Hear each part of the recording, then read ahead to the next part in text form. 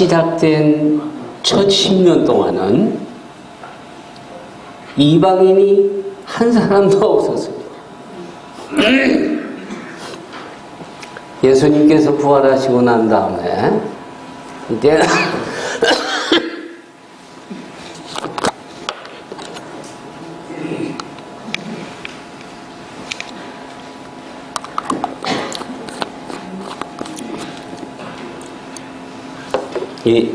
제가 있잖아요. 자꾸 많이 웃는 이유도 죄송해서 웃는 거예요. 강연 가면서 앞에서 자꾸 마시고 먹고 제가 생각해도 좀 우스운 거예요. 그래서 웃어요.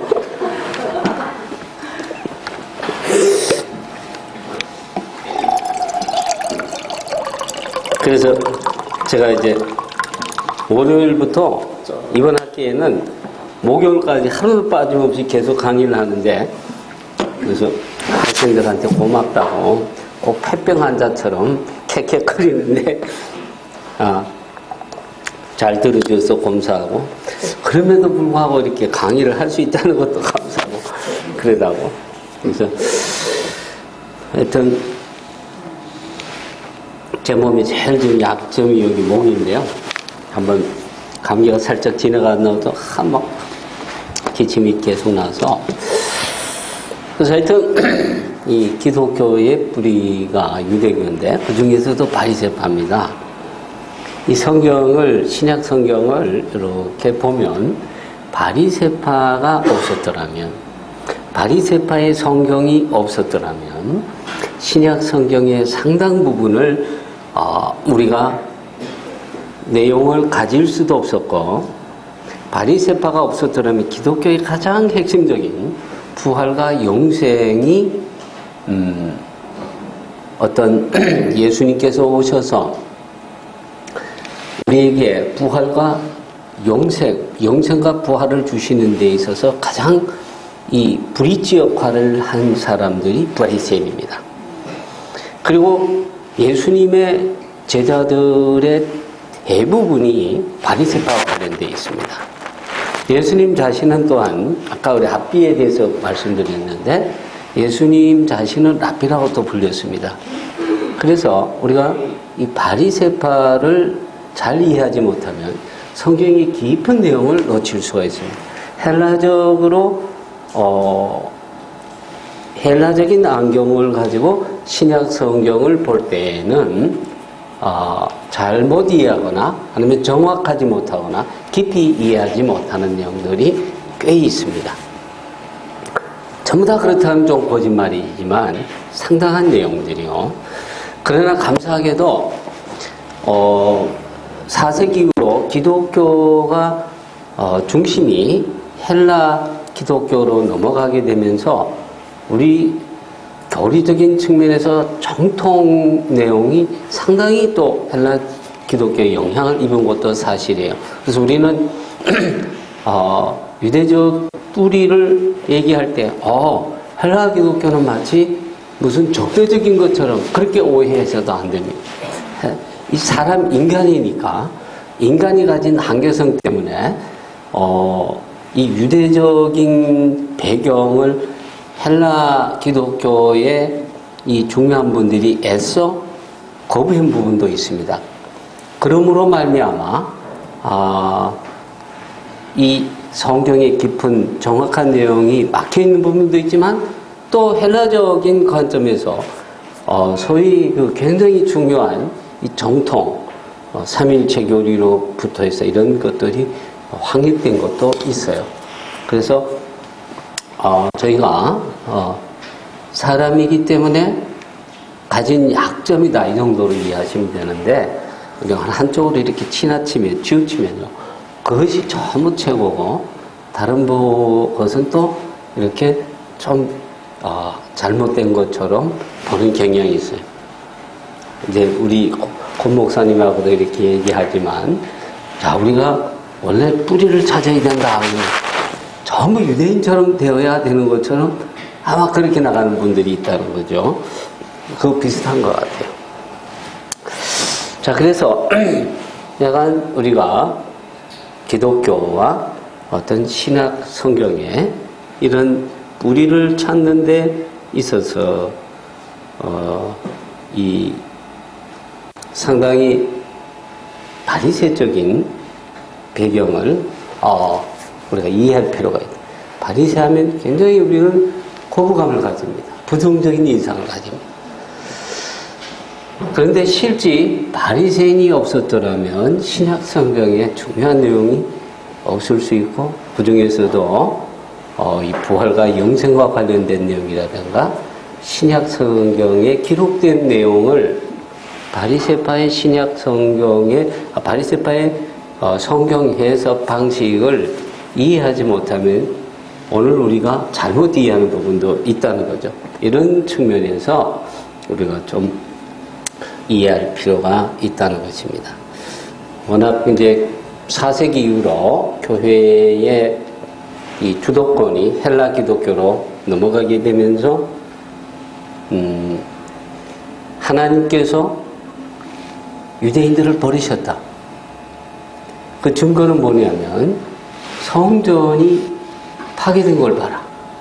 성전은 하나님이 거기 계시는 하나님의 임재의 장소인데, 거기서 하나님이 성전이 파괴됐다는 건 하나님이 떠났다는 거다.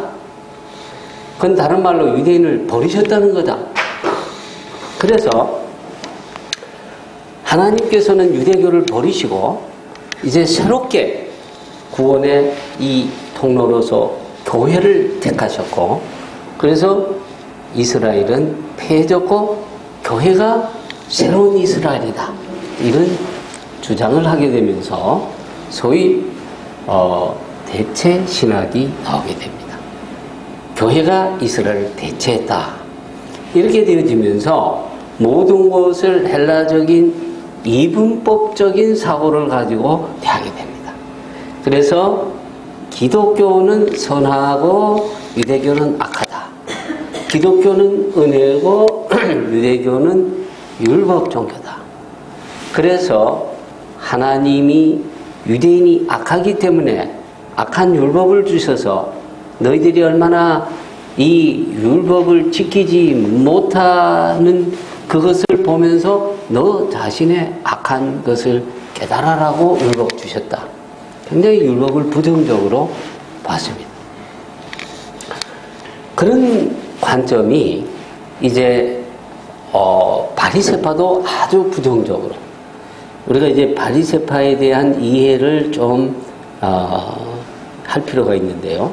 바리새파 하면 이 바리새파는 크게는 힐렐파와 샤마이파로 나뉘는데, 우리는 그런 이해가 없기 때문에 바리새파 하면 전부 다 악하고, 예수님도 바리새파를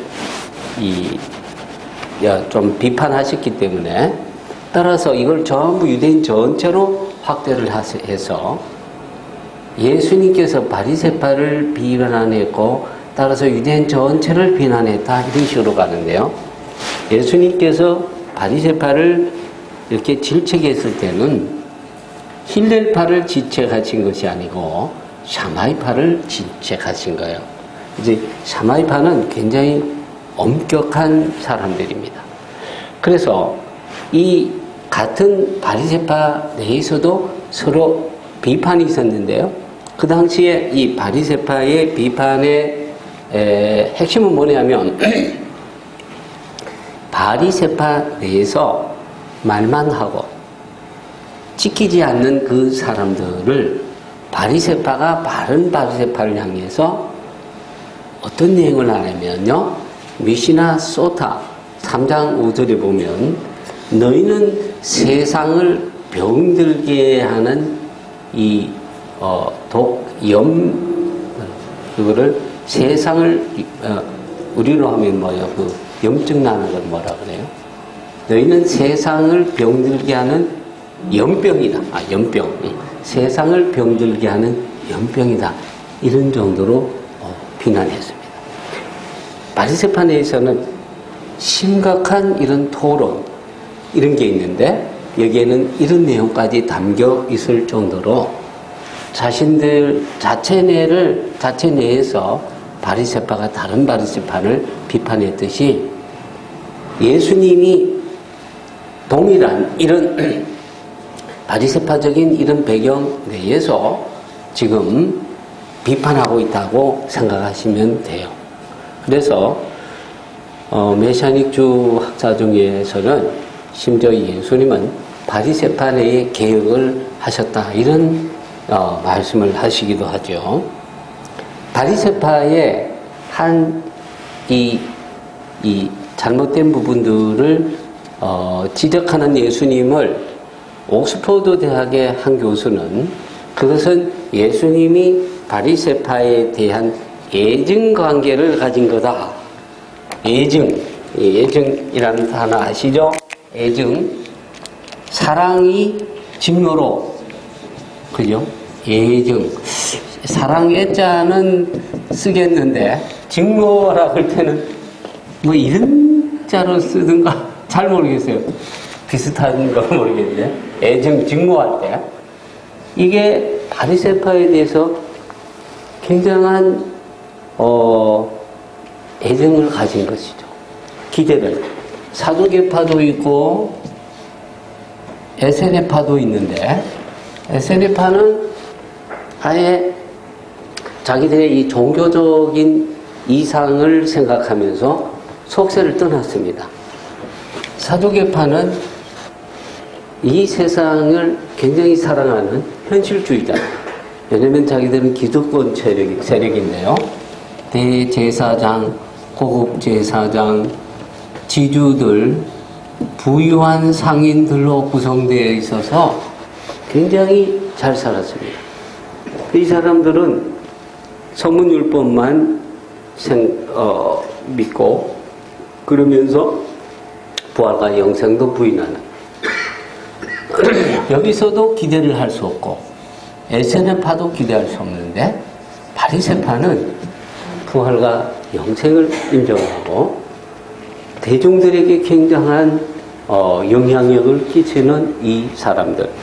예수님은 이 바리새파에 큰 기대를 가지셨는데 이 바리새파가 예수님을 제대로 이해하지 못하는 데에서 오는 이런 측면들을 증오의 측면을 우리가 예수님이 바리새파를 비난하셨다 이렇게 보시면 거의 틀리지 않을 것 같아요. 그래서 우리는 이 예수님이 바리새파를 비판한 측면을 4세기 이후에 헬라화된 기독교의 지도자들, 대표적으로 교부님들이 너무 이 기독교의 뿌리가 되는 바리새파에 대한 깊은 이해가 없는 데에서 그리고 4세기 때에 특별히 기독교를 부각시키기 위하여 같은 뿌리가 되는 유대교를 좀 부정적으로 봐야 되는 그런 상황에서 이거를 예수님의 말씀, 바리새파에 대한 비판의 말씀을 확대 적용하면서 바리새파는 아주 없어져야 될 존재처럼 인식시켜버린 거예요. 이것이 오늘 우리가 바리새파 하면 아주 부정적인 인상을 갖게 되는 배경이 되는 거죠. 자, 주 70년 이전의 교회는 사실 전부 회당 형태고 그 회당은 사실 바리새파가 중심이 되는 그런 회당이고 바리새파, 유대인들이요 아까 말씀드렸듯이 바벨론 포로에서 돌아와서 성전에서 제사도 지내고 또 회당도 있고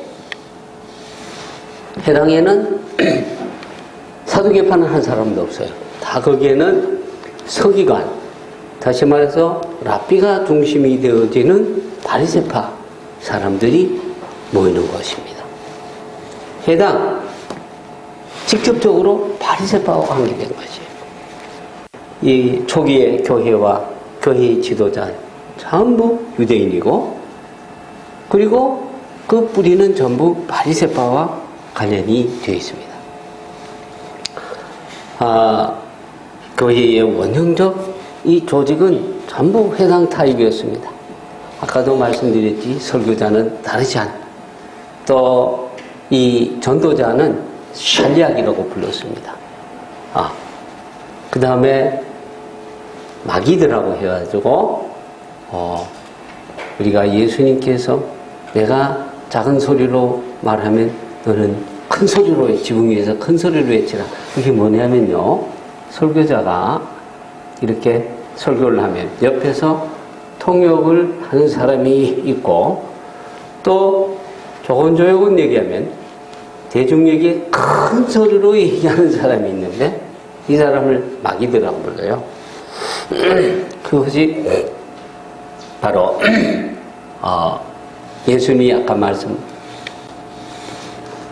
제자들에게 너는 지붕에서 큰 소리로 외치라는 그 말씀의 이 배경입니다. 이 헬라의 이분법적 사고로 인하여 교회가 회당이 부정적인 이런 집단으로, 율법은 부정적으로 이해가 됐다는 것입니다. 우리 권 목사님이 토라에 대한 새로운 어떤 관점, 이게 사실은 바울의 관점인데, 생명의 성령의 법, 다시 말해서 예수 그리스도께서 우리를 위해서 돌아가시면서, 그래서 우리의 죄가 사해지고, 우리의 죄가 사해져서 우리 몸이 거룩한 성전이, 다시 말해서 가장 거룩하신 분을 모실 수 있는 상태가 되었을 때에 예수님께서 내가 너희를 위해서 보혜사 성령을 보내신다. 보혜사 성령님이 오셔서 거하실 수 있도록 해주신 거예요, 우리에게. 그래서 바울은 고린도전서 3장 16절에서 너희가 하나님의 성전인 것과 하나님의 성령이 너희 안에 계신다. 그냥 우리가 성령 받은 것 같지만 구약시대 때는요, 성령이 계셨어요. 거룩한 사람들에게 성령께서 임하셨어요. 그렇지만 본질적인 차이가 뭐냐면, 그 성령님께서는 동일한 성령님인데, 하나님이 여기신데 내주하시지는 못했다는 거예요. 사사들이나 선지자들이나 다 동일한 성령님께서 오셔서 하나님의 일을 하게 하시는데, 우리가 근본적인 차이는 내주하시지 못하는 겁니다. 왜? 예수님께서 우리의 죄를 완벽하게 사해 주심으로 말미암아 우리가 깨끗한 그런 처소가 되었기 때문에 성령님께서, 하나님께서 우리 안에 오시게 된 거예요. 이런 놀라운 은혜가 예수 그리스도로 말미암아 우리에게 임하게 되는데, 교회가 이제 이 유대적인 이런 이 배경을 우리가 이 교회가 이해를 하지 못함으로 말미암아 본질적으로 유대적인 일은 이 뿌리를 우리가 이해를 못하는데, 그 중에 하나가 바로 뭐냐면, 우리가 성령으로 완전히 성령님으로 말미암아, 예수님으로 말미암아 성령님이 거하시는 성전이 되면, 모든 이제 이 관점이 뭐냐면, 우리 안에 거하시는 성령으로 말미암는 삶이요, 따라서 본질적으로 토라도 같은데 이 토라도 옛날 토라는 똑같은데 생명의 이 성령으로 말미암는 토라로 해석이 됩니다. 근데 이거를 여전히 이거를 이 토라를 헬라적인 사고로 이거를 부인한 헬라의 이분법적 사고를 그대로 가지고 성령으로 말미암는 그러한 사고를 가지고 봐야 되는데, 헬라적 사고로 우리의 선배님, 특별히 교부님들이 헬라적 사고로 봄으로 말미암아 이 교회의 역사가 유대인들을 핍박하고 회당을 핍박하고 회당을 파괴하라고 하고 율법을 악한 것으로 보는 이러한 잘못을 범했다는 겁니다. 그렇다고 해서 교부들은 전부 악한 존재고 또 이렇게 생각하시면 안 돼요. 사람이기 때문에 그 시대적인 상황 속에서 잘못을 범한 겁니다. 여러분, 결정적으로요, 이 4세기부터 본격적으로 교회가 유대교를 부정적으로, 회당을 부정적으로, 율법을 부정적으로 보게 된 결정적인 계기가 뭐냐면요, 이거예요. 여러분, 황금의 입이라고 불리셨던 유명한 분이 계세요. 아세요, 혹시? 예, 크리소스톰입니다. 정말 훌륭하신 분이죠. 이거 늘 이제 우리 학생들에게도 부탁드리는 말씀인데, 루터 굉장히 훌륭하신 분이에요. 근데 루터의 잘못을 얘기하면 루터는 전부 잘못됐다고 생각하는 경향. 그건 아니죠, 그죠?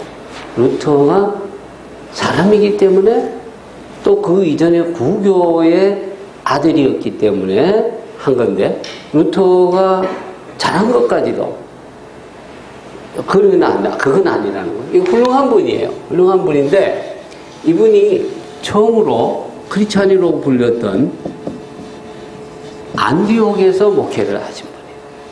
근데 이분이 목회할 때만 해도요,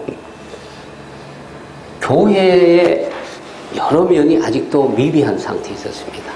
교리적인 면도 부족하고, 거기다가 또 교회의 제도적인 면이라든가, 오히려 가장 초기는 유대교의 해당의 영향, 그 바탕 속에서 제도적인 측면이나 모든 것들이 잘 돼 있었는데, 이 유대적인 주 2세기 중엽 이후로 교회의 중심이 헬라 기독교로 넘어가게 되면서는 이 새롭게 뭔가 정리가 안 되는, 교리적인 측면이나 모든 것이 정리가 안 되어지는 상황에서 교인들이요, 교회에 왔다가 회당에 랍비에게 가는 거예요.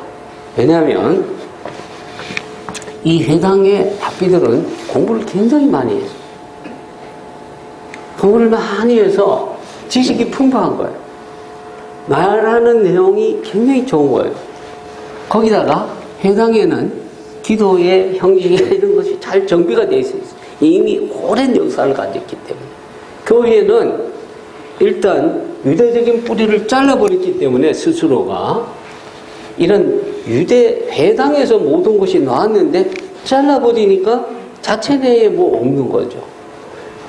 예배의 형식이나 내용이나 제도나 모든 것이 부족한 거죠. 그래서 교회 예배를 드리고 나서 교인들이 회당에 가서 랍비에게 축복해달라고. 작물도 축복해 주시고, 자녀도 축복해 주시고, 또 목축도, 축복해달라고 하는, 이런 것을 하게 되면서, 문제는 위기의식을 갖게 됐다는 겁니다.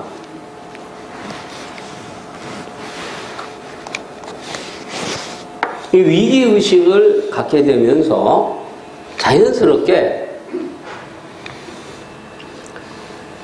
회당이 이게 같은 뿌리잖아요. 같은 뿌리니까 회당을 일단 악하다고. 거기다가 유대인도 아주 악한 존재다. 율법도 악하다. 그 악하다는 표현이요. 회당은 사창가보다 악하다고요.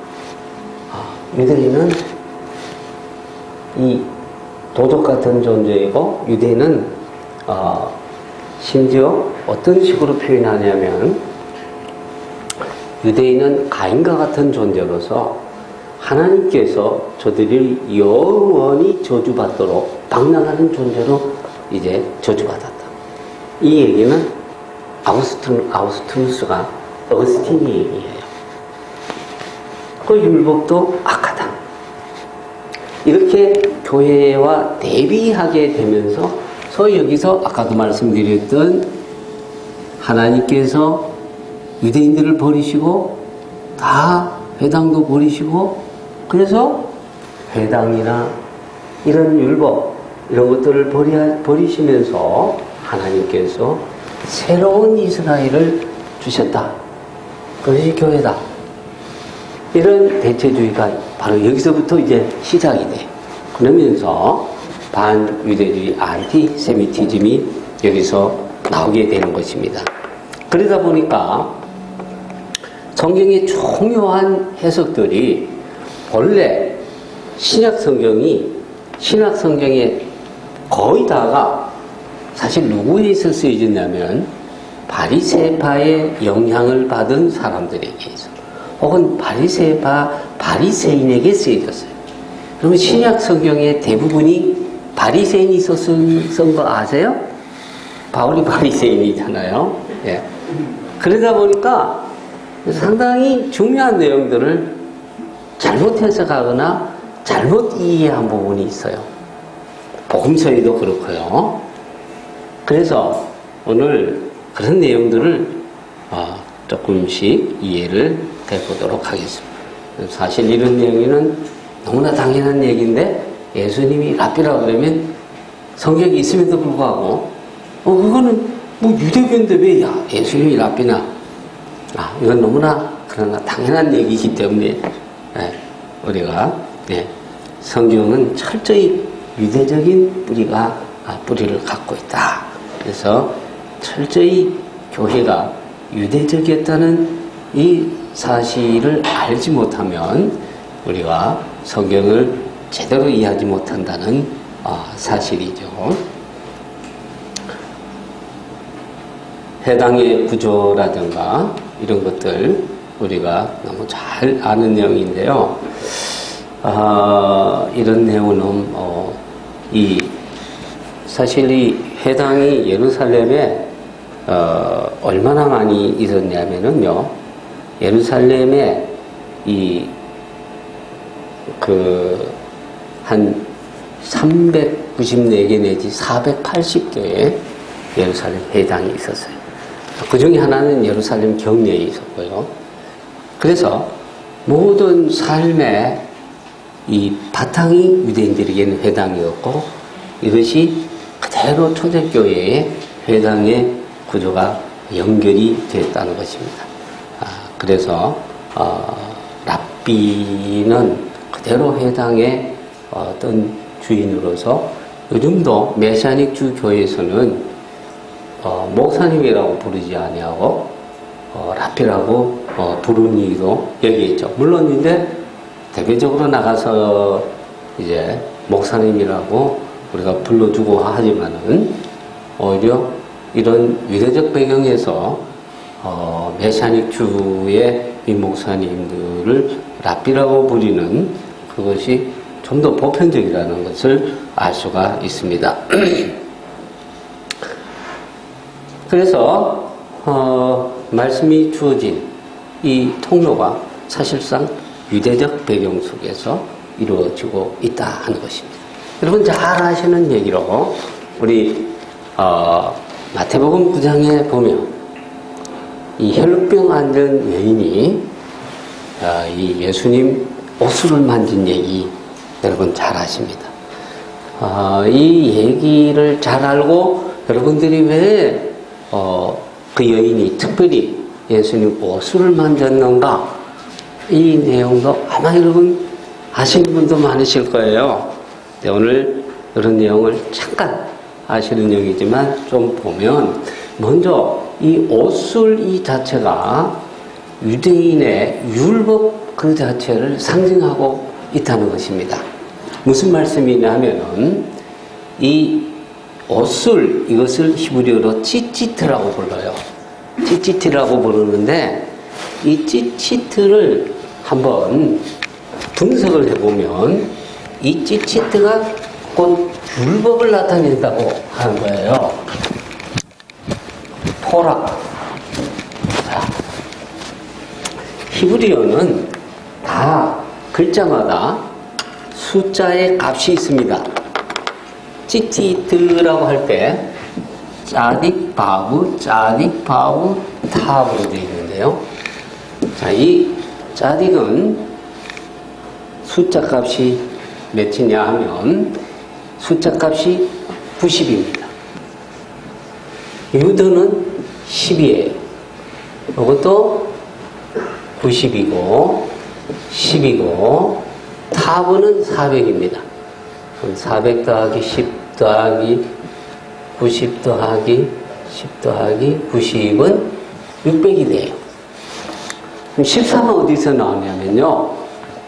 옷 자락에 네 코너에 옷수를 이렇게 두 줄로 이렇게 되어 있습니다. 이 두 줄을 매듭을 5개를 한답니다. 매듭이 5개로 되어 있어요. 그러면 이런 것들이 네 코너에 있기 때문에 자 보십시오. 이렇게 5개, 이렇게 5개, 5개. 그러면 2개씩, 2줄씩 4개니까 8이고, 그죠? 그 다음에 5 매듭이니까 더하기 5 해서 13이. 그래서 찌찌트가 된 그 형태를 통해서 13이 나오고, 이 찌찌트라는 히브리어의 숫자 값이 600이 나와서 찌찌트는 그 자체로 613개라는 그 율법을 상징하고 있다. 이렇게 볼 수가 있죠. 그죠? 그런데 이것과 관련해서 더 재밌는 이 배경은 뭐냐면, 자, 원래 이 찌찌트는 민수기 15장 37절에서 47절에 보면 찌찌트를, 옷수를 보면 그것이 곧 하나님의 계명을 나타내는 것에 대해서 잘못된 생각을 알끔 못하게끔 율법을 지킬 수 있도록 격려하는 의미에서 찌찌트를 이렇게, 찌찌트는 그 자체가 계명을 상징하는 거다. 그 계명을 보면, 그 찌찌트만 보면 하나님 말씀을 생각해서 잘못된 생각을 못하게끔 하는 게 원래 찌찌트의 목적입니다. 그런데 말라기 4장 2절 말씀에, 말라기 4장 2절 말씀을 한번 보실까요? 거기에 보면 아주 우리가 잘 아는 말씀이 나옵니다. 말라기 뭐라고 나옵니까? 내 이름을 경외하는 너에게는 너희가 나가서 외양간에서 송아지같이 뛰리라. 그런데 여기 보면 공의로운 해가 떠올라서 치료하는 광선을 비춘다. 공의로운 해가 떠올라서 쉐메시 째데카 쉐메시 띠로 문자적으로는 의의 태양이 떠올라서 그래서 마르페 베크나페양 자 마르페 크나페이라는 표현이 나오는데요. 이게 무슨 뜻이냐 하면 치료한다는 겁니다. 마르페 여호와 라파 그럴 때 라파하고 같은 어원인데요. 치료하는 광선인데 이 광선을 히브리어로 어떻게 표현하고 있냐면 우리말로는 광선이라고 표현되어 있는 게 히브리어로는 카나프라고 하는 카나프라고 하는 단어로 나와요. 카나프가 뭐냐면 문자적으로 날개예요. 날개. 그래서 베크나페야 그 태양의 날개 태양이 이제 햇빛이 쫙 비치면은 햇살을 이거를 날개로 표현한 거예요. 날개. 그런데 이 날개라는 이 표현이요. 요 날개라는 표현을 그 다음에 뭐하고 연결시키냐면 요거를 찌찌트하고 연결시키는 거예요. 자, 주전후 1세기에 바로 이 찌찌트하고 이 찌찌트를 메시아하고 연결시키는 사상이 나타난 거예요. 자, 보세요. 이 표현은 지금 말라기 4장은 뭐라고 얘기하냐면은 지금 쉐메시 태양이 떠오르는데 그 태양 빛이 이렇게 치료한다는 뜻인데요.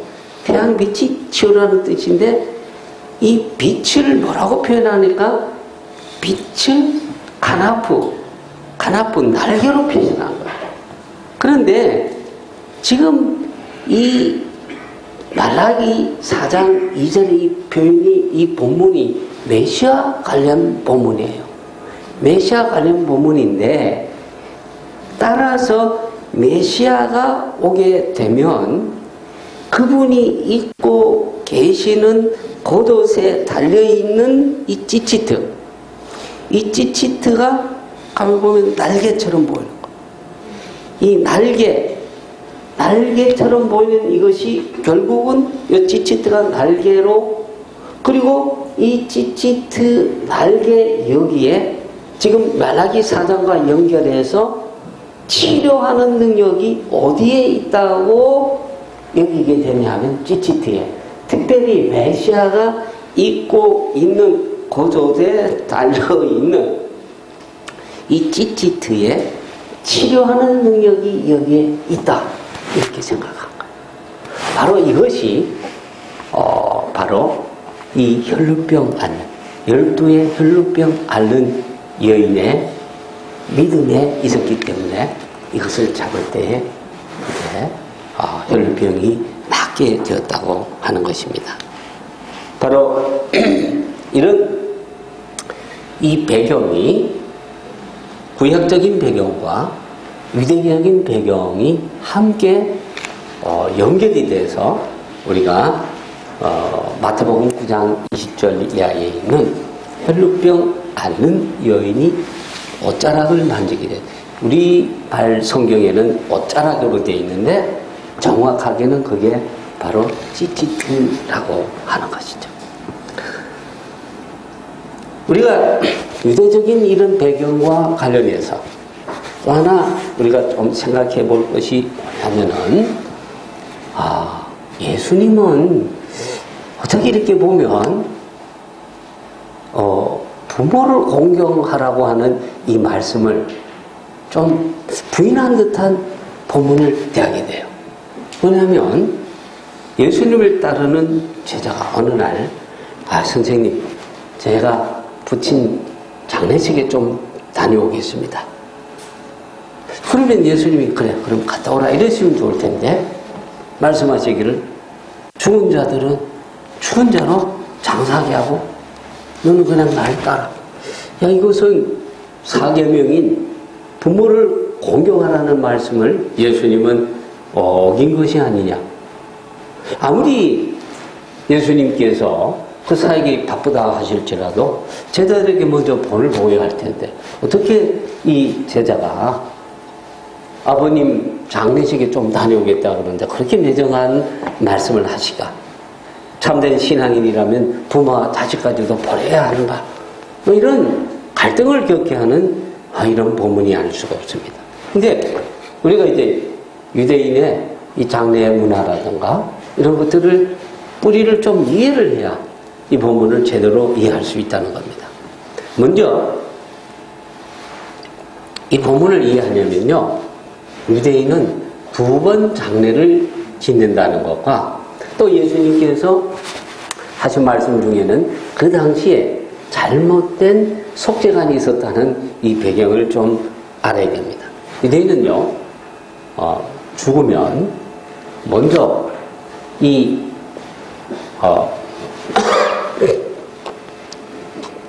시신을 이렇게 바위를 판 무덤에 넣는데요. 유대인들이요, 어떻게 하냐면, 그림을 제가 그린 솜씨가 없어서, 바위가 있으면 바위를 파요. 바위 구멍을 이렇게 사람이 들어갈 만큼 구멍을 파서, 그 다음에 다시 구멍을 파고 들어가서 사람들이 설 수 있는 정도로 이런 홀을 만들어요. 홀을 만든 다음에, 그리고 구멍을 파요. 그걸 코킴이라고 부르는데, 구멍을 팝니다. 이렇게. 그 숫자는 한, 대여섯 개나 가족 무덤 정도. 그래서 구멍을 판 다음에 그 구멍에다가 시신을 넣습니다. 그리고 이 가족들은 이 홀 여기에서 이게 애복하고 이렇게 할 수 있도록 하고요.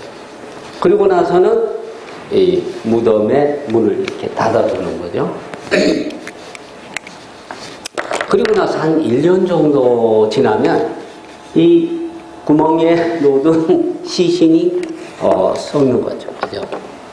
그럼 한 1년쯤 된 다음에 2차 장례를 하게 되는 겁니다.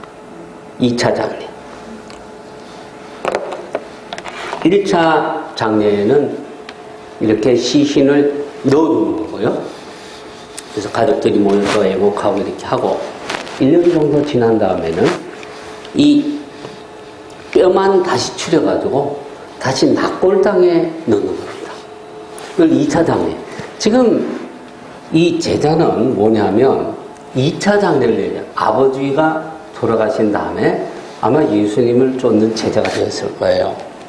그러다가 한 1년쯤 지난 다음에 아버지의 2차 장례 시간 때가 된 거죠. 바로 뼈들만 추려서 낙골당에 넣는 이런 2차 장례를 위하여 예수님께 부탁을 드린 겁니다. 아버님 지금 2차 장례 때가 됐는데 다녀오겠습니다. 이게 여러분 1차 장례가 아니고 2차 장례인 것을 아는 결정적인 본문이 이거예요. 죽은 자들로 저희 죽은 자를 장사하게 하라. 아마 1차 장례 때부터면 예수님께서 그 전에 아버님이 돌아가시기 전에 예수님을 따르다가 지금 장례 아버님 돌아가셨는데 장례하고 오겠습니다. 그러면 다녀와라 그랬을 거예요. 그런데 2차 장례와 관련된 잘못된 이 속죄관이 있었던 거지. 유대인들은 어떻게 생각했냐면은 살이 다 썩어져 나가면 죄도 다 없어진다.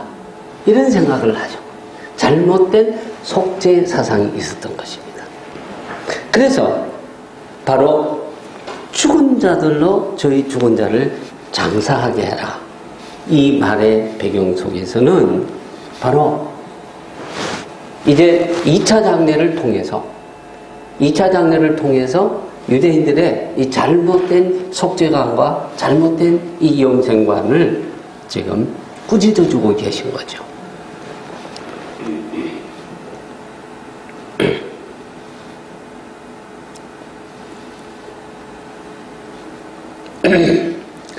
자, 그래서 우리가 바리새파의 이 잘못된 바리새파에 대한 우리의 이 잘못된 이해가 많이 있는데 이런 내용들을 우리가 1차적 여기에 전부 다 이렇게 다 하기는 좀 어렵고요.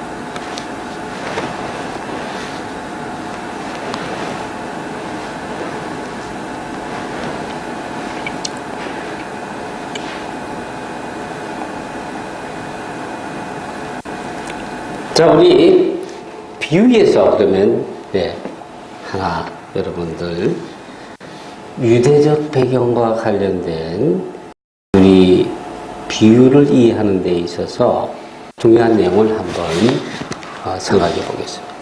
우리 흔히 탕자의 비유,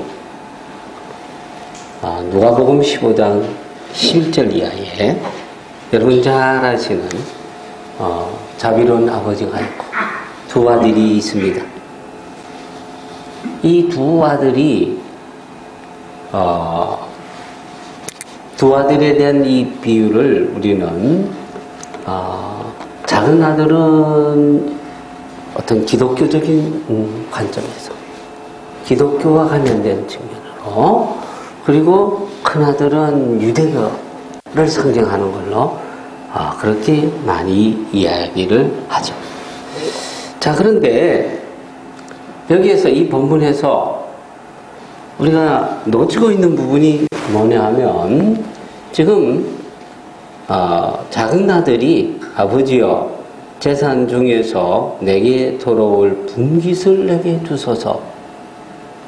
만일에 지금 이 아들이요, 작은 아들이 분깃을 요구해서 그 재산을 아버지가 나눠 주었습니다. 그리고 큰아들에도 나눠 주었습니다. 만약 그렇다면 어떻게 아버지가 계속해서 재산을 다 나눠 주었음에도 불구하고 어떻게 아버지는 계속해서 그 종들을 데리고 계속 농사를 지을 수 있었을까 하는 데 대해서는 우리는 별 생각을 안 합니다. 무슨 말씀이냐 하면, 아버지가 작은 아들이 재산을 요구하자 나눠주었고 큰 아들에게도 다 나눠줬어. 그럼 아버지는 아무것도 없는 거죠. 아무것도 없는데 어떻게 계속해서 본문을 자세히 보면 아버지는 계속해서 종들을 데리고 농사를 짓는 것을 볼 수가 있습니다. 우리가 첫 번째 이 본문과 관련해서 이런 질문과 함께, 작은 아들이 아버지에게 자기 재산을 나눠달라고 했을 때에 지금 아버지는 어떤 반응을 가졌을까? 그리고 형은 어떤 태도를 취했을까? 가족관계를 끊고 자기 혼자만 이 재산을 가지고 즐기려고 하는 이 동생에 대해서 형은 어떤 입장을 취했겠느냐? 지금 여기서 우리가 예수님께서는 한 가족관계를 다루고 계시는데요, 여기에서 아버지뿐만 아니라 두 형제 간의 관계를 얘기하고 있습니다. 자, 동생은 우리가 잘 아는 말대로 탕자입니다. 아버지가 죽기 전에 재산을 요구하고 다 재산을 탕진해버립니다. 이 동생의 행위가 앞으로 벌어질 이야기를 굉장히 이제 드라마틱하게 이끌어 나가는 중요한 이야기의 모티브가 되는데요. 아버지는 큰 아들을, 작은 아들을 한결같은 깊은 사랑으로 대하고 있습니다. 아버지가 형제에 대해서 이런 깊은 사랑을 가지고 있지만 여전히 두 아들은 아버지를 이해하지 못합니다. 두 형제 다 아버지에 대한 사랑이 없고 아버지의 마음을 이해하지 못합니다. 형제 간의 연결을 하나님께서 지금 예수님께서 강조하고 계시는데 실제 우리 기독교에서도 이 이야기의 배경을 제대로 이해하지 못합니다. 단지 형은 지금 기독교에서는 바리새적인 측면에서만 이해를 합니다. 그래서 기독교의 시각은 뭐냐면 형은 유대인을 대표하는 것으로 보고 동생은 이 기독교를 대표하는 이런 시각으로 이 본문을 이해합니다. 그리고 이 기독교는 유대교를 율법주의적이고 정죄하는 종교라고 가르칩니다. 그리고 바리새인은 형식적이고 정죄하는 자로 그렇게 가르칩니다. 그러나 유대교의 바리새인도 회개하는 자를 용서하는 하나님이라고 가르치고 있다는 사실입니다. 기독교는 동생처럼 회개하는 자를 용서하고 유대교는 형처럼 정죄하는 그런 다시 말해서 셀프 라이처스니스의 종교가 아니라는 사실을 우리가 이해를 해야 됩니다. 바리새파의 지도자는 아까도 우리가 봤듯이 서기관이고 랍비입니다.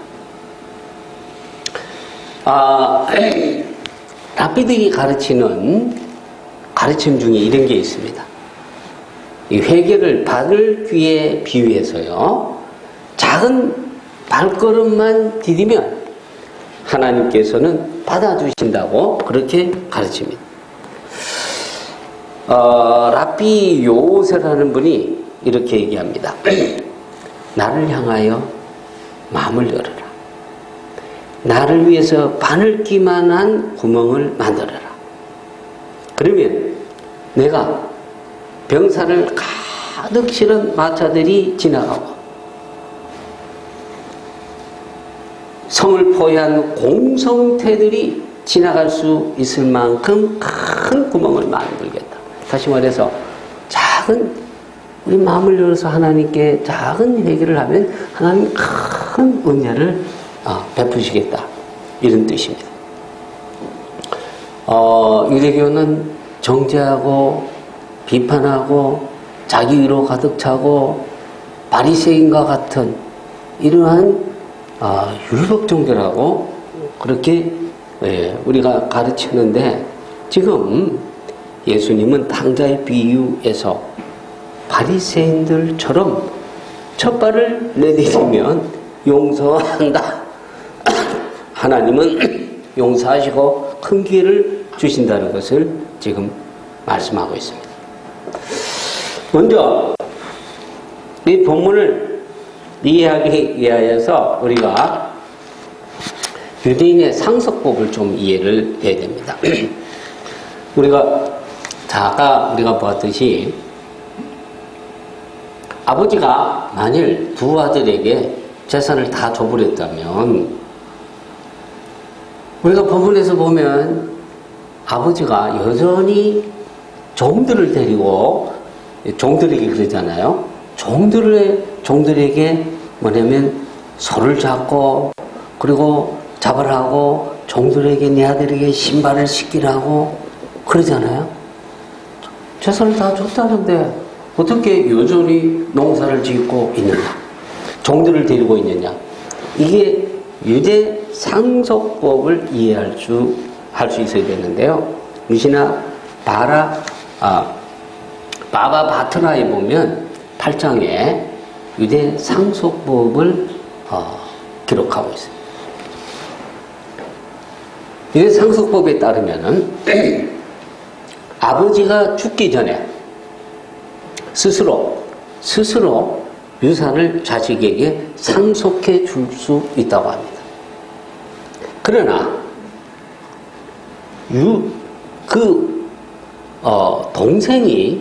동생이 먼저 아버지에게 요구하는, 일단 자식이 아버지가 살아있는 동안에 재산을 상속해 달라고 하는 것은 위법입니다. 그리고 또한 아버지가 살아있는 동안에 유산을 자식에게 나눠줄지라도 아들은 이 재산을 실질적으로 가질 수는 없습니다. 무슨 말씀이냐면은 아버지가 일단 살아있는 동안에 자식이 먼저 재산을 상속해 달라고 하는 것이 위법인데, 여하튼 어떤 과정에 의해서 아버지가 살아있는 동안에 자식에게 재산을 상속 나눠줬다고 하더라도 아버지가 눈 감고 땅속으로 들어가게 돼. 죽기 전에는 실질적으로 자식이 상속을 이미 받았다고 손치더라도 아버지가 죽기 전에는 뭐냐면은 그 소유를 실질적으로 이용할 수가 없다는 겁니다. 아들이 소유권을 가질 수는 있어도 실제 그 재산을 가지고 어떻게 해먹을 수는 없는 거예요. 이게 굉장히 중요한, 어떻게, 우리 본문에는 분명히 보면은 재산을 팔아서 갔다 그래요. 그럼 어떻게 되는 일일까요? 자, 유대법에 따르면 일단은 자식이 먼저 아버지에게 재산을 나눠달라고 할 수 없는 거예요. 그런데 이 아들이, 작은 아들은 이 말향 그 자체가 엄청 아버지에게 불효를 한 겁니다. 그 다음에 유대법에 따르면은 이 소유권을 아버지가 이렇게 주었다 손치더라도 실제 이 재산을 이용할 수 없어요.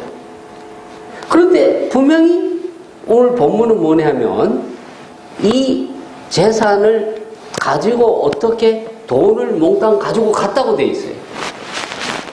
이게 어떻게 되느냐 하면 미시나 바바바트라 8장 10절에 이런 얘기가 있습니다. 어떤 사람이 자기 재산을 죽기 전에 아들에게 주기로 했을 때 그는 그 재산을 팔 수 없다. 왜냐하면 그 재산은 아들에게 상속하기로 했기 때문에, 아들도 그것들이 아버지의 소유이기 때문에 팔 수 없다.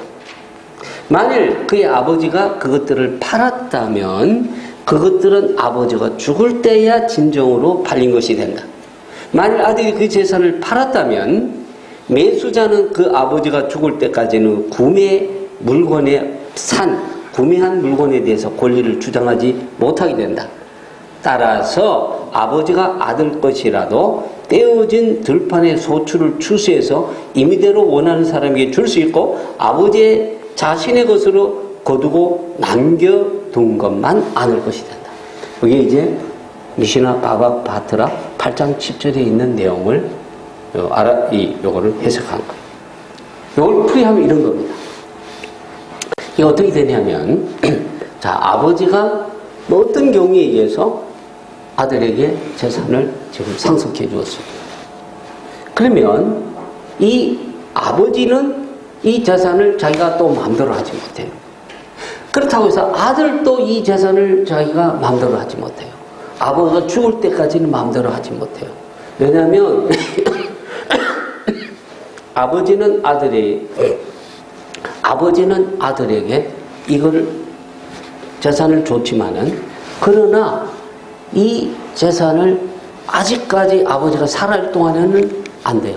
그러면 어떻게 하느냐 하면 어떻게 이 아들이 현금화하냐면은 이거를 싼 값에 소유권을 넘긴 거예요. 누구에게? 제3자에게. 예를 들면 이 땅이 만일 100이라는 가치가 있는데 이거를 다른 사람에게 한 50이나 60 받고 판 거예요. 50이나 60 받고. 그러면 이 아들로부터 땅을 산 사람은 아버지가 죽을 때까지는 실제 이 땅을 경작도 하지 못하고 하지 못해요. 그러나 싼 값에 샀기 때문에 투자 개념으로 놔두는 거예요. 아버지가 죽을 때까지. 그러면 아버지는 뭐냐면 땅을 아들에게 상속을 해줬지만 죽기 전까지는 여전히 땅을 경작하고 다 할 수 있어요. 이것이 바로 오늘 본문에서 아버지가 분명히 아들에게 모든 재산을 상속을 해 주었다고 하면서도 여전히 땅을 경작하면서 종들을 데리고 농사를 하고 있는 것을 볼 수가 있어요. 자, 그래서 3자는 뭐냐면 아주 싼 값에, 예를 들면 100이라고, 우리가 한 100억, 하여튼 100의 가치가 있는 거를 50, 60에 덤핑해서 샀으니까 아버지가 죽을 때까지 그냥 기다려 주는 거죠. 이 사람은. 그리고 아들은 이 사람에게 일단 넘기고 전부 다 현금화 해가지고 돈 벌다를 메고 이방 땅으로 놀러 간 거죠. 그죠? 이게 바로, 유대 법에 따른, 그 당시 유대 법에 따른 이 본문에, 어떤 그 아버지가 아들에게, 아들이 아버지로부터 재산을 이제 받아간 이런 배경이 되는 겁니다. 자, 아버지는 이제 재밌는 것은 뭐냐면은 이제 첫째 아들이에요. 첫째 아들. 자, 이 첫째 아들이 지금 아들이 이제 작은 아들이 아버지 재산을 나눠 주십시오. 그랬을 때 형이 어떻게 생각했겠느냐. 형이. 그 당시의 분위기로 보면 아버지가 살아있을 때 재산을 나눠달라고 하는 것은 이거는 말을 문자적으로 표현하겠지만 아버지 빨리 죽으세요 하는 말하고 똑같은 거예요. 지금 케네트 베일리라고 하는 지금 사람이 쓴 포에트 앤드 페전트, 시인과 농부라고 하는 이 책에 보면 중동에서 실제 일어난 일을 기록하고 있습니다. 뭐냐면은 어떤 아들이 아버지가 죽기 전에 상속해달라고 한 거예요. 이 중동의 이런 분위기. 그런데 이 아버지가 외과 의사여서 건강이 안 좋은 상태였습니다. 그런데 아들이 아버지한테 상속해달라고 하니까 이 외과 의사였던 아버지가 극도로 흥분한 거죠. 그러면서 출석하는 교회 목사님에게 찾아가서 내 아들이 내가 죽기를 바라고 있다고. 그리고 3개월 후에 아버지가 진짜 죽어버립니다. 어머니는 뭐냐면 그 얘기를 베일이라고 하는 이 저자에게 직접 얘기하기를 아들이 상속을 요구하는 그날로부터 3개월 만에 아버지가 죽었다는 겁니다. 왜냐하면은 이게 중동의 문화에 아버지가 살아있는 동안에는 그 재산에 대해서 일절 얘기를 해요. 제 집이, 제가 살고 있는 집, 주인이 굉장히 나이가 많아요. 80, 지금 몇 살인데, 우연히 이제 이 집세와 관련해서, 저희가 지금 살고 있는 그 아파트가 이렇게 위치도 저희가 좋고, 햇빛도 잘 들어오고, 그래서, 이 집 팔 생각이 없나? 아들하고 같이 이렇게. 아들이, 아들들이가 더 많아요. 그런데 그 얘기를 하니까 아들이 입을 다물어 하는 거예요. 아버지가 살아있는 동안에 아버지가 자의적으로 집을 팔고 그러면 괜찮은데 아들이 아버지에게 집을 팔라라든지 이런 얘기를 하는 것 자체가 우리는 지금 굉장히 큰 불려고 그건 아버지 죽으라는 얘기랑 똑같다. 그걸 제가 직접 경험을 했어요. 작은 아들이 뭐냐면 아버지에게 재산을 나누어 달라 그랬을 때 오늘 본문에 보면 형이 아무 말도 안 했다는 겁니다. 큰형이 아무 말도 안 했다는 겁니다. 이게 엄청 문제라는 겁니다. 큰형은 여기서 대발로발하며 동생을 크게 꾸짖거나 아니면 뺨때기를 때리면서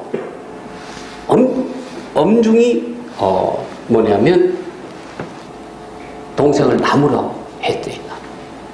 왜냐하면 그것은 곧 아버지를 죽으라고 하는 얘기나 똑같은 상황에서 형이 침묵하고 있다는 거예요. 아마 이 상황에서 동생이 이렇게 그 얘기를 이렇게 할 때에 형은 굉장히 우리가 이 배경을 알면은 표정 관리를 하느라고 힘들 수 있었다. 왜냐하면은 장자는 두 몫을 받거든. 동생이 그 얘기를 해주는데 약간 표정 관리를 침묵하고 있었지만 표정 관리를 하려고 애쓰는 형을 지금 생각해 볼 수 있는 겁니다. 동생이 상속을 요구할 때 형은 가만히 있는, 여기에서 형은 2배를 받는 이 상황을 생각하면서 속으로 은근히 좋아하고 있었지 않느냐 하는 겁니다. 아버지는 마음이 얼마나 찢어졌을까. 지금 둘 다 지금 이놈은 직접 달라고 하지. 이 큰 놈은 동생을 엄격하게 꾸짖고 그랬을 때는 가만히 있지. 아버지의 마음이 얼마나 찢어졌겠나. 결국 둘 다 아버지로부터 그냥 어떤 일종의, 여기 주인이 있는데 둘 다 일꾼으로서 주인으로부터 이 재산만 이렇게 죽어서 재산만 가져가기를 바라는 이런 어떤 상황을 생각해 볼 수가 있다는 것입니다. 자, 이 두 아들을 우리가 바라볼 때 우리는 어떤 자인가? 우리도 하나님을 대할 때에 상속만 바라는 작은 아들과 큰 아들과 같은 그런 존재는 아닐까 하는 겁니다. 무슨 말씀이냐면 하나님으로부터 우리는 자꾸 받기만을, 하나님의 마음을 기쁘시게 하는 것보다는 어떤 여기 본문에 있는 이런 큰아들 작은 아들처럼 하나님으로부터 그냥 뭐를 받아내기만을 원하는 그런 존재는 아닌가 하는 것입니다. 우리가 동생은 죽기 전에 땅을 상속받아서, 그래서 제3의 구매자에게 땅을 투자의 목적으로 사두고자 하는, 아버지가 죽게 되기까지는 자기가 아무 땅을 사도 이용할 수 없는, 집도 지을 수 없고 거기다가 농사도 지을 수도 없는 그런 상황이지만은 투자 목적으로 싼 값에 사는, 그래서 아버지의 재산을 상속받는 순간 반토막 내버린 이런 아들, 그리고 큰아들 또한 2배 받아서 은근히 좋아하는, 이제 이러한 이 상황을 우리가 생각해 볼 수가 있습니다. 예수님의 이야기를 듣는 이 청중들은 작은 아들이 받은 재산을 싸게 팔고 떠나서 탕진했음을 듣게 되고 이의 이야기의 비경을 이해했음을 볼 수가 있습니다.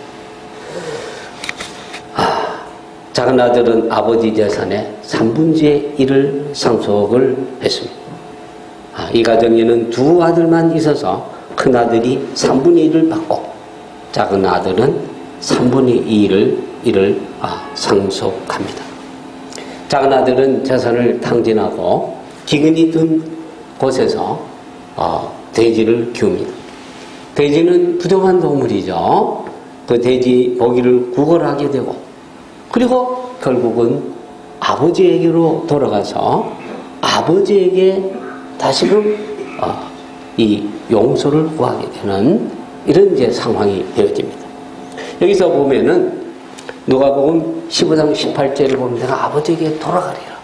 돌아가다는 이 말이 히브리어로 슈브죠, 그죠? 히브리어의 회개하고 똑같은 뜻입니다. 오늘날 이제 유대인들이 회개하다 그럴 때 하자라 추바 얘기합니다. 돌아가다. 하나님께 돌아가다. 하나님께 돌아가서 회복한다는 의미입니다.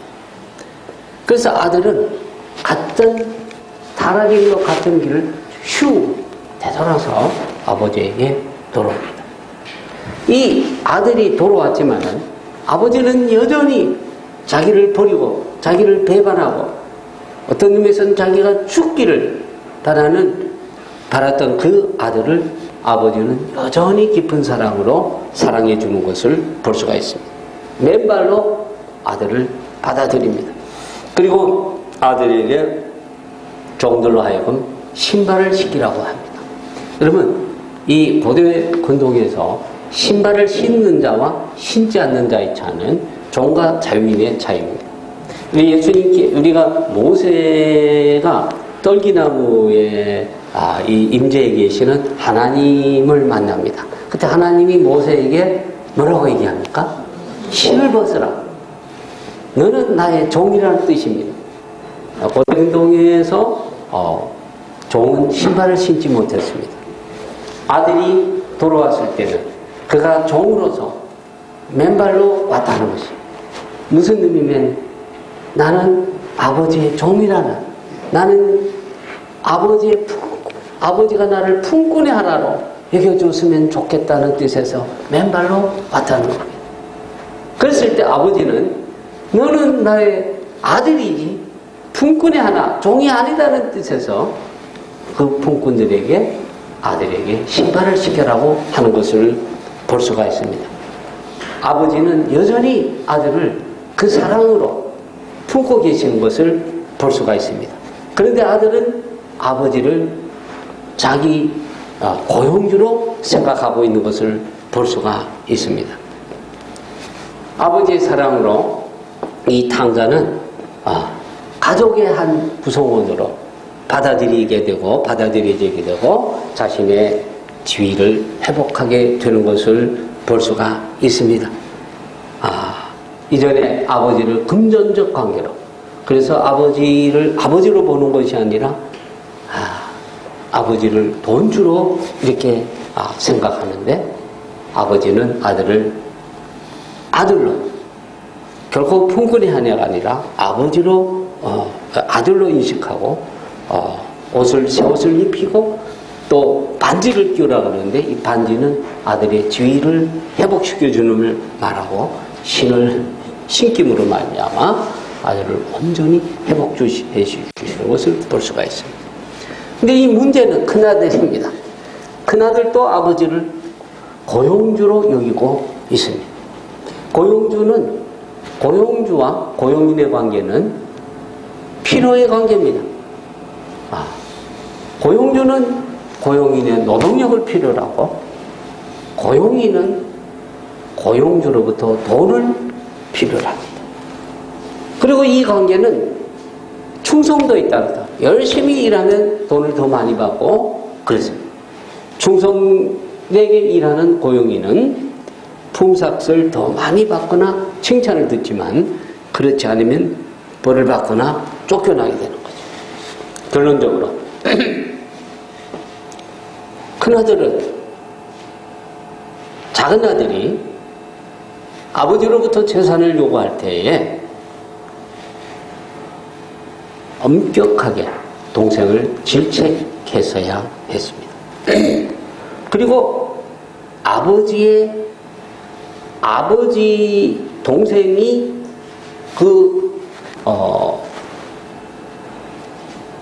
재산을 받을 때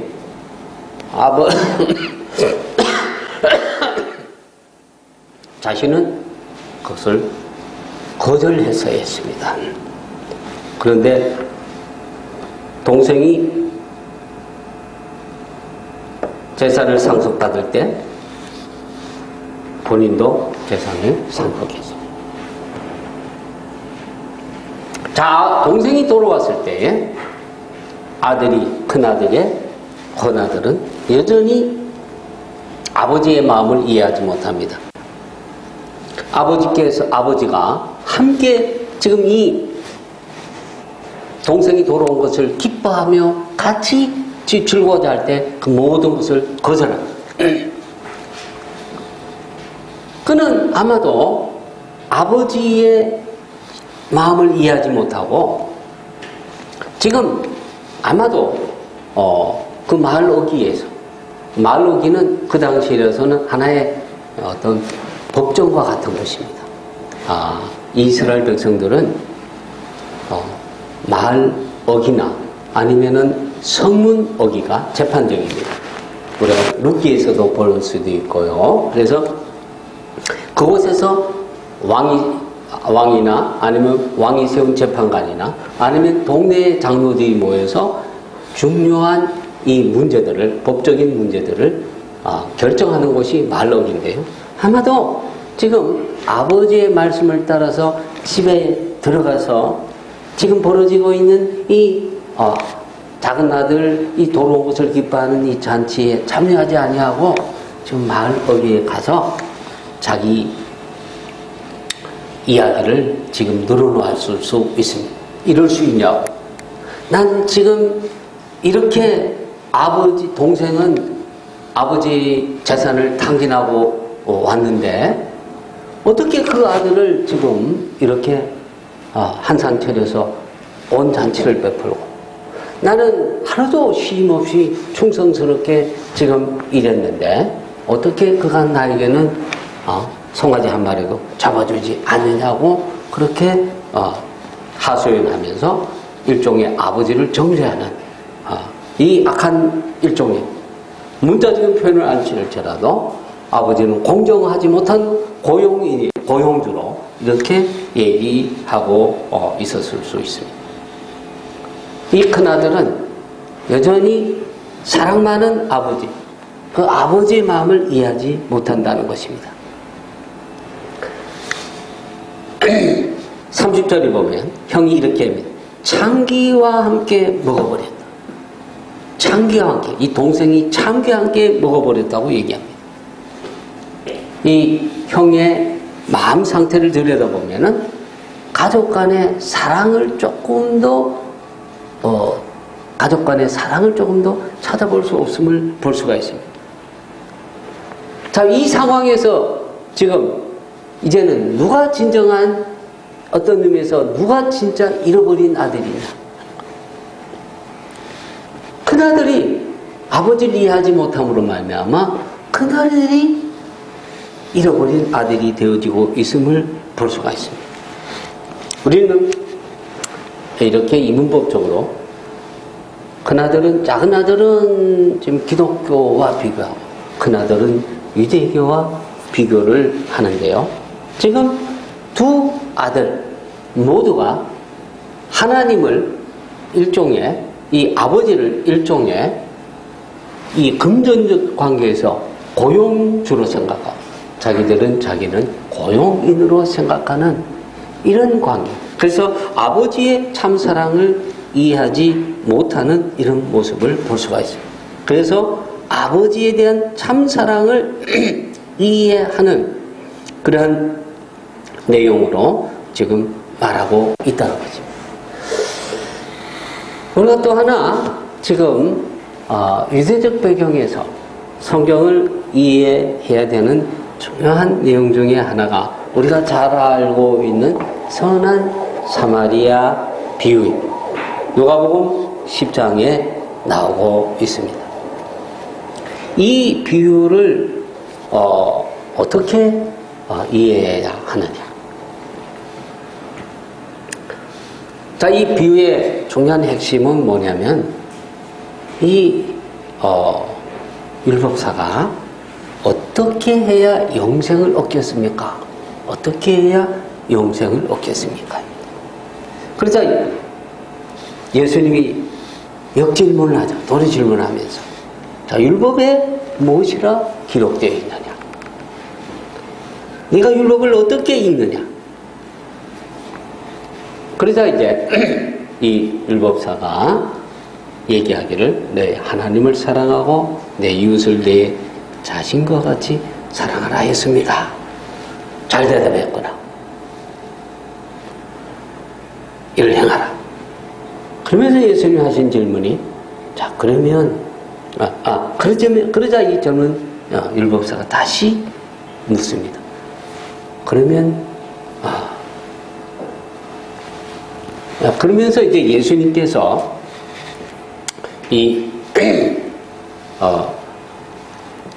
이웃을 내가 같이 사랑하라고 하신 이 말씀에 대해서 이 율법사가 그러면 내 이웃이 누구입니까? 내 이웃이 누구입니까? 하는 데 대한 대답으로 예수님께서 우리가 잘 아는 선한 사마리아인의 비유를 하고 있는 것을 볼 수가 있습니다. 자, 이 비유를 이해하기 위해서 우리가 꼭 이해해야 될 중요한 내용은 뭐냐면 하나님께서 세상을 창조하실 때에 창조의 으뜸으로 사람을 창조했다는 사실을 이해해야 합니다. 우리가 이 비유의 핵심이 뭐냐? 이 세상의 모든 피조물 중에 가장 으뜸된 이 피조물이 사람이다. 하나님께서 이 사람을 당신의 형상대로 창조했다는 이 말씀의 핵심은 뭐냐면 사람이 가장 중요한 하나님의 창조물이라는 것입니다. 이것과 관련해서 유대교에서 이 재밌는 탈무드에 재밌는 이야기가 있는데요. 랍비 시몬의 아들 랍비 엘리에젤이 선생님 집에서 공부를 잘 마치고 나귀를 타고 돌아오게 됩니다. 그래서 토라를 많이 배워서 굉장히 지금 뿌듯한 마음을 가지고 돌아오는 중에 어느 강가를 지나게 되었습니다. 그런데 그곳에 아주 못생긴 남자가 아유 선생님 안녕하세요 이렇게 인사를. 그러자 이 랍비 엘리에젤이 그 못생긴 사람한테 이렇게 얘기합니다.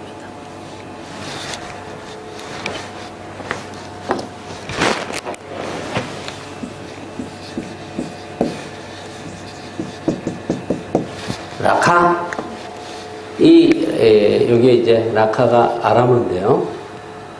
요게 예수님 말씀 성경에 라가라는 말이에요. 라가 하면 무슨 뜻이냐 하면 골빈놈 이런 뜻이에요. 여기에 이제 현대 히브리어에서는 레크거든요. 레크. 뭐냐면 빈 이런 뜻이에요. 그래서 우리말에는 이게 바보, 우리말 바보 이런 뜻이에요. 라가라 하는 자는 어디게 된다고요? 그래서 못생긴 친구가 선생님 안녕하세요 그러니까 이 랍비 엘리에젤가 라카라고 그랬거든요. 라카, 이 바보 같은 놈 이런 뜻이. 근데 사사기 11장 그 3절에 입다가 동네 사람들에게 이제 쫓겨나고 그럴 때에 거기에 보면 이 입다에게 일종의 이 잡놈들로 돼 있죠, 그죠? 잡놈들이라고 돼 있는 이게 레킴이라고 나와 있어요. 같은 어원이에요. 근데 잡놈들인데 이 멍청이 같은 사람이라는 뜻이에요. 그러면서 이 랍비가 있잖아요. 랍비 엘리에제르가 이런 얘기를 합니다. 아까 이제 라카 이렇게 하면서 뭐라 그러면 네 마을에 너만큼 못생긴 사람이 있는가? 이렇게 물은 거예요. 얘기한 거예요. 그런데 그 사람이 이런 대답을 하고 잘 모르겠는데 제가 저를 만드신 분에게 가서 한번 물어보겠습니다. 그 말을 듣자 이 랍비 엘리에제르가 크게 깨달은 거예요. 그래서 얼굴이 확 붉어지면서 노새에서 내려서 오히려 그 사람에게 무릎을 꿇으면서 내가 잘못했다고 하는 것을 볼 수가 있습니다. 하나님의 주권적 섭리에 의해서 창조되었으면 그 사람이 잘 못생겼거나 못 배웠거나 모두 하나님께서 하나님의 형상으로 창조되어진 영적 존재라는 사실. 그래서 하나님이 모든 사람을 그 자체로 완벽한 걸작물로 만드셨다고 하는 것이 지금 탈무드에서 얘기하고 있는 이 비유에서 말하는 중요한 내용입니다.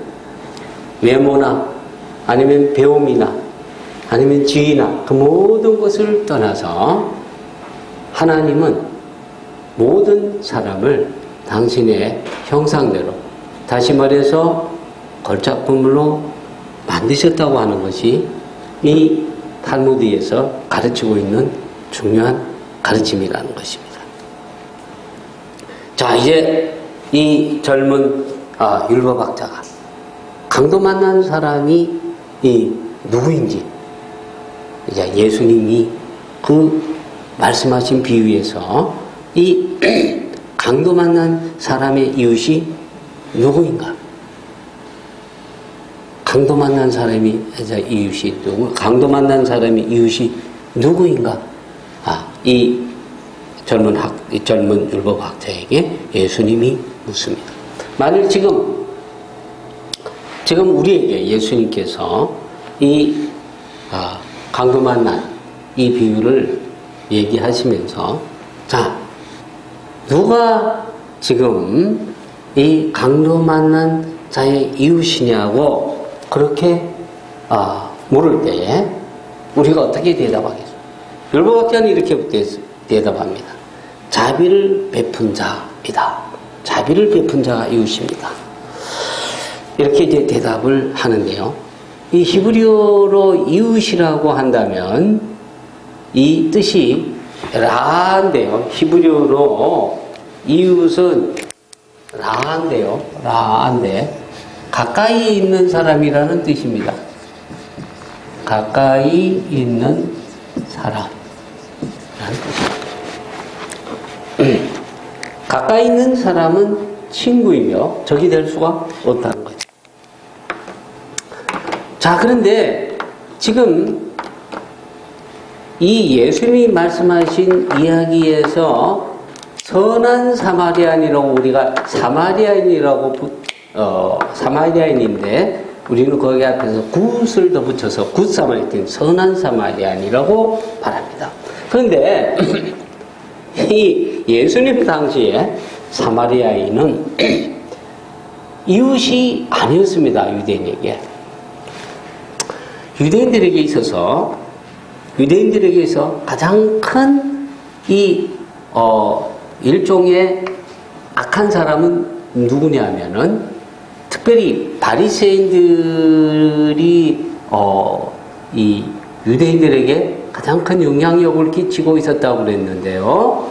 지금 이 바리새인의 시각에서 아니면 범위 높여서 모든 유대인의 시각에 있어서 가장 악한 사람, 영성에 들어가지 못하는 악한 사람이 누구냐면요. 두 부류가 있었습니다. 하나는 세리. 또 하나는 사마리아인이었습니다. 지금 예수님이 지금 이 강도 만난 비유를 얘기하시면서 율법학자에게 말할 때에 누가 강도 만난 사람의 이웃인가 얘기했을 때에 젊은 율법학자는 자비를 베푼 자였습니다. 자비를 베푼 자입니다. 이렇게 얘기를 했다는 거예요. 그러면 이 사마리아인은 유대인에게 이웃이었냐면 아니에요. 적이에요. 자, 이제 제가 한번 묻겠습니다.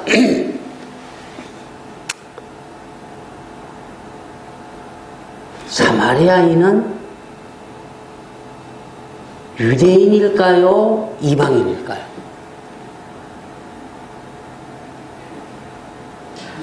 네? 네? 섞여 있다. 사람마다 다를 수 있다. 자, 이 사마리아인이 어떻게 된 건, 어떻게 해서 사마리아인의 사마리아는 누구예요, 사실? 이 사람의 뿌리가 누구예요?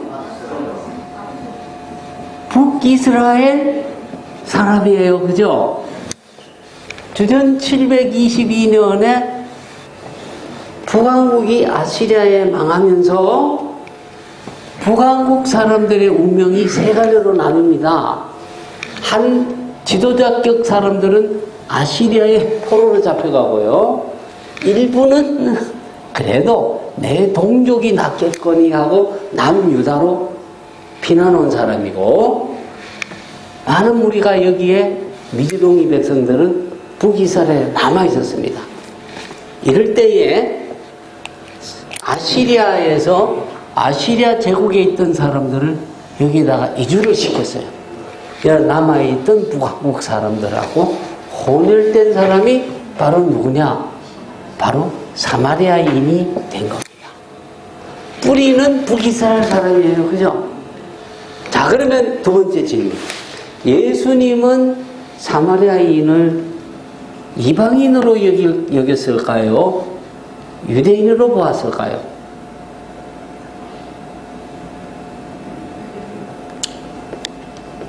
성경에는 뭐라고 얘기하고 있죠? 누가복음 17장에 보면 10문둥병자를 고친 얘기가 나옵니다. 그럴 때 예수님이 이렇게 얘기하십니다. 한 명이 와서 감사를 해요. 그러자 예수님이 이렇게 말씀하셨어요. 이 이방인 외에는 감사하는 자가 없느냐. 자, 이 이방인이 누구예요? 10문둥병자를 고쳐주셨는데 9명은 유대인이고 돌아와서 예수님께 감사하다고 고백한 사람은 사마리아인입니다. 그 감사를 표시하는 사마리아인을 향해서 이 이방인 외에는 감사하는 자가 없느냐. 따라서 예수님은 이 사마리아인을 이방인으로 얘기하고 있는데요. 바벨론 포로에서 돌아온 유대인들이 성전을 지을 때 사마리아인들도 같이 성전 짓자 했을 때 유대인들이 거부하죠. 왜냐하면 너희는 이방인과 피가 섞여 있기 때문에 너희는 더러운 이방인이 됐다 해서 거절합니다. 그때부터 사마리아인과 유대인은 원수지간이 되는 거예요. 그래서 사마리아인들은요, 자기들끼리 따로 성전을 나중에 세워요. 주전 4세기경에. 이게 바로 요한복음 4장에서 수가성 우물가의 여인과 만났을 때에 이 수가성 우물가의 여인이 질문하잖아요. 자, 우리는 이 산에서 예배를 드리고 당신들은 저 산에서 예배를 드리는데 우리가 어디에서 예배를 드려야 되겠냐? 질문한 배경이 뭐냐면 이 산이 그리심산이에요. 자기들이 그리심산에서 여기가 하나님의 성전이라고 유대인들이 자기들만이 성전을 세우니까 화가 나서 이 사마리아인들은 그리심산에 성전을 세워요. 유대인들은 저 산이라고 할 때는 예루살렘에 있는 이 성전산, 모리아산을 말하는데요. 여하간에 이 바빌론 포로에서 돌아온 다음으로 유대인과 사마리아인들은 서로 적대 관계가 되어서 유대인들이요, 이렇게 예루살렘 이렇게 있잖아요. 여기에 이제 갈릴리 호수가 있고 여기에 사해가 있고, 자, 여기 예루살렘이 여기 있으면 이 티베리아 지방에, 갈릴리 지역에 있는 유대인들이 예루살렘으로 올 때 이쪽으로 못 왔어요. 그러니까 사마리아 지역인데 지나가다가 죽임당하거나 돌맞거나 그랬기 때문에.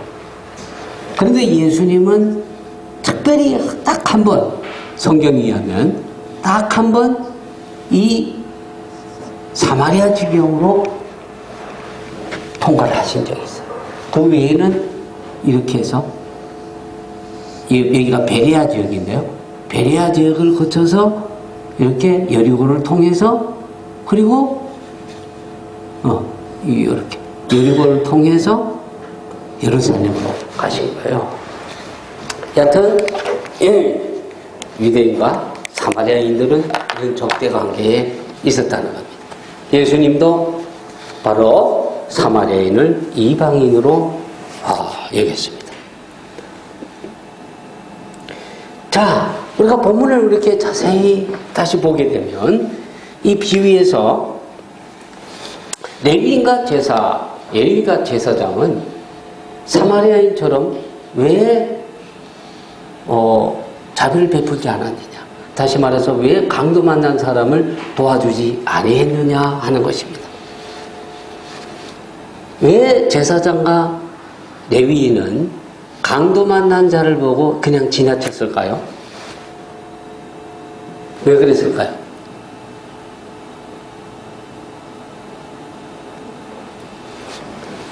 네? 바로 그렇습니다. 바로 여기 정결법 때문에 그렇습니다. 정결법 때문에. 지금 강도 만난 사람은 이 제사장과 레위인이 보기에 죽은 사람으로 보여줄 수 있습니다. 정결법에 따르면 죽음은 가장 큰 불결로 여겨집니다. 그래서 지금 제사장과 레위인은 성전에서 제사를 드리는 사람들입니다. 따라서 가장 정결을 유지해야 될 사람입니다. 그래서 지금 예루살렘에서 여리고로 갔던 이 사람, 여리고로 간다 이렇게 했을 때 지금 이 제사장과 레위인은 지금 성전 업무를 마치고 가는 길로서 몸을 굉장히 정결하게 유지해야 했던 사람입니다. 따라서 지금 이 제사장과 레위인은 강도 만난 사람이 죽은 사람이라고 생각할 수 있고, 따라서 그에게 접촉하는 것은 성전 업무를 보는 사람으로서 금지되었던 것입니다. 자, 그러면 사마리아인 어떻게 할까요? 사마리아인은 사마리아 오경만 인정합니다. 따라서 사마리아 오경만 인정하는 사람들은 똑같이 레위기 정결법을 지켜야 되기 때문에 사마리아인도 역시 엄격하게 따르면 지금 죽은 자를 도와주면 안 되는 입장입니다. 지금 청중이 이렇게 지금 생각한다면 예수님께서 있잖아요. 지금 청중에게 얘기할 때 예수님이 지금 제사장과 레위인을 얘기하셨잖아요. 제사장이 그냥 지나갔다, 레위인이 지나갔다 했을 때에 지금 청중이 예수님이 말씀하시는데 그 다음에 등장할 사람을 누구로 생각했을 수 있냐면 바리새인입니다. 왜 그랬을까요? 이 바리새인은요, 특별히 메뜨 미tz바라고 하는 법이 있었어요. 이게 우리가 이제 기본적으로 이게 바리새인 하면은 아주 율법적인 친구들로서 눈물도 인정도 없고 사랑도 없고 그런 사람으로 생각하기 쉬운데요. 실제 바리새인의 이 율법, 구전율법에 의하면 메트 미츠바라는 게 있습니다. 여러분 바르 미츠바에서 보시죠. 미츠바라는 무슨 뜻이에요? 계명이라는 뜻입니다. 바르 미츠바 할 때 그 미츠바예요. 메트는 죽은 자라는 뜻입니다. 죽은 자의 계명이라는 뜻이에요. 죽은 자를 위한 계명. 이게 무슨 뜻이냐 하면 이 성문율법에 의하면요. 성문율법에 의하면은 철저히 이 죽음은 불결하기 때문에 결코 접촉하면 안 됩니다. 접촉하면 안 됩니다. 그런데 바리새인의 구전율법은 뭐라고 그래 하면은 죽은 자들을 위한 계명이라고 해가지고 원래 이 죽은 이 대제사장은 삼천에 죽은 자를 접촉하지 않아야 된다는 이 계명 때문에 대제사장은 삼천의 장례식도 참여하지 못합니다. 제사장. 그런데 바리새인의 이 구전율법에 따르면요, 버려진 자의 시신을 묻어주라. 미시나 나지리 7장 1절에 이런 말씀이 있습니다. 대제사장과 나시리는 그의 친척들을 위해 부정하게 되지 말아야 하지만 버려진 사람의 시신을 부정하더라도 묻어줘야 합니다. 이게 아주 굉장히 죽은 자의 계명. 근데 특별히 뭐냐면 바리새인들은 뭐냐면 이 죽어가는 사람을 고세스라고 부르는데요. 죽어가는 사람들이라 할지라도 그 사람을 살리기 위해서 모든 노력을 기울여라고 얘기합니다. 모든 노력을 기울여라고 합니다. 그래서 지금 죽은 자라 할지라도 실제 그 사람을 아무리 대제사장이고 나실이라고 할지라도 길에 지금 죽어 있는 사람이라면 묻어줘야 된다. 이것이 바리새인의 구전율법입니다.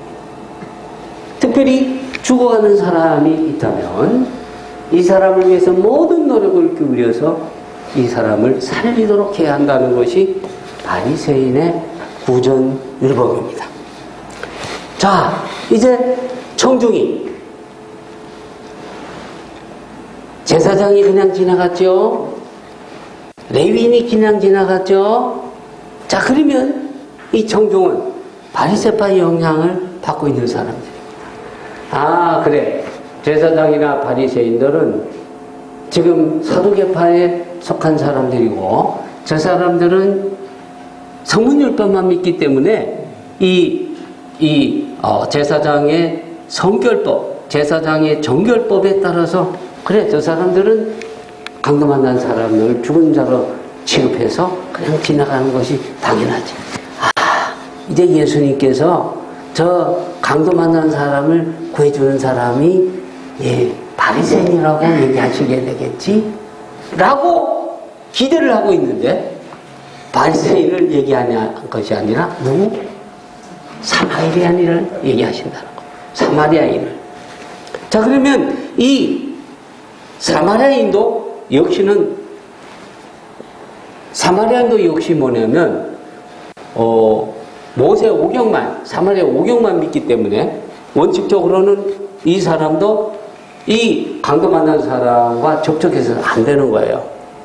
근데 예수님께서 왜 굳이 지금 바리새인을 등장하고 딱 맞거든요. 바리새인은 멘트 믿지마. 죽은 사람이라도 길에 죽어있는 사람은 심지어 대제사장이라도 그 사람을 묻어줘야 된다고 그렇게 얘기를 하고 죽어가는 사람은 모든 노력을 다 기울여서 살리는 이 일을 해야 된다고 그렇게 바리새인의 구전율법이 있기 때문에 이제 강도 만난 사람을 이제 도와주는 사람은 예수님께서 바리새인을 등장시키겠지.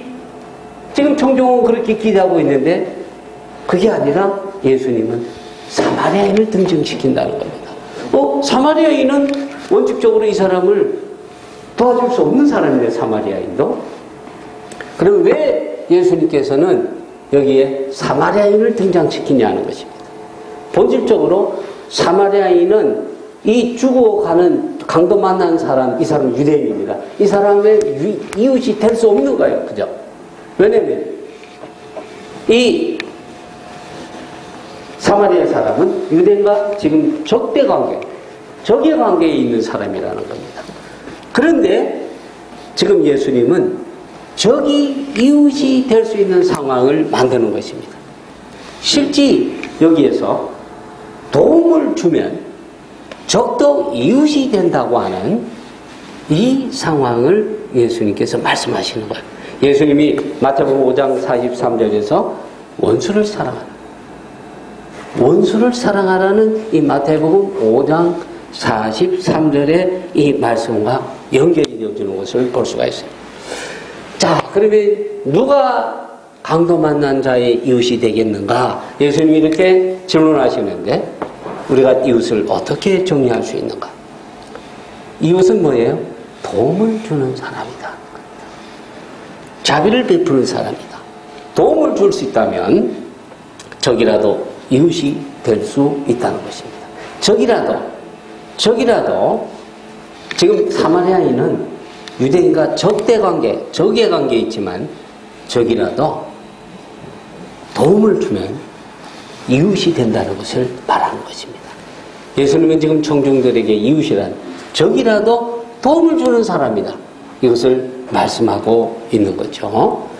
청중들은 바리새인이 지금 자기들의 구전율법에 따라서 영웅적인 행동을 하게 되는 바리새인이 지금 이 강도 만난 사람을 도와주는 사람으로 기대하고 있었지만은 강도 만난 사람에게 실제 도움을 준 사람은 강도 만난 사람, 다시 말해서 강도 만난 유대인의 적이었던 사마리아인이었다는 사실입니다.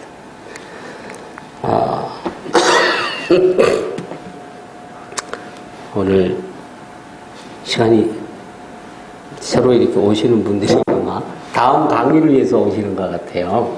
그래서 오늘